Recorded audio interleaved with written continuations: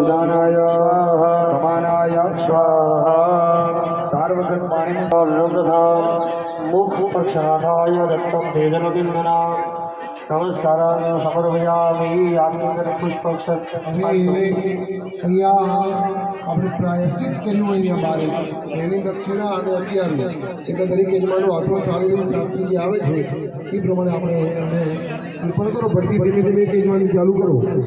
હાથમાં પૈસા રાખો દક્ષિણા 11 વાગે સ્થાપન થઈ. હા, એટલે આપણે મુખ્ય કારણ કે પ્રાયશ્ચિત ગૌ સતમ